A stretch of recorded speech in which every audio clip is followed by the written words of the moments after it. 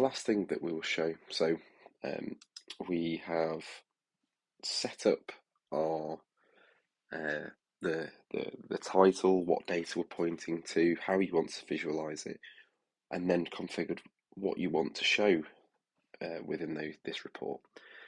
So the final piece of the puzzle is to configure how you want the report to look. So with this, it's fairly standard.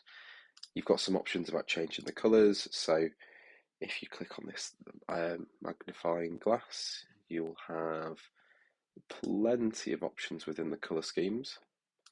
So seeing lots of different ones. Let's go orange is dark to light.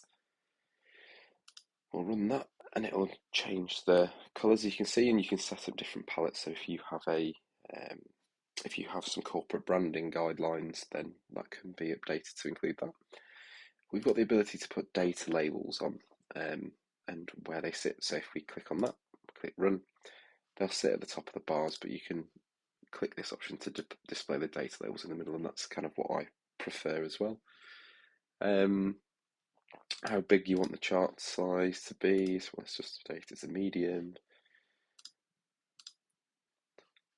And in terms of the decimal precision as well, so if you had decimals within your data sets, for example, then you can adjust that.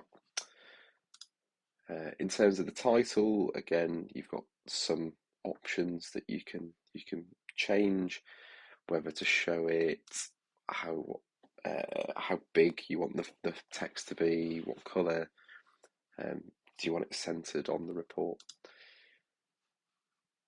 Legend, again, just standard reporting customization that you might want to take advantage of. So again, as you can see, there's plenty of things that you can do, and it all depends on whether you have some standards already, whether you want to introduce some more best practice and label your axes and bring your standard colours in, and it's all a case of deciding what is best and most appropriate for your reporting standards. So that brings it to a close in terms of setting up reports. So before we move on to the next bit, let's just save this report and just make sure that we can go back to it if we navigate away.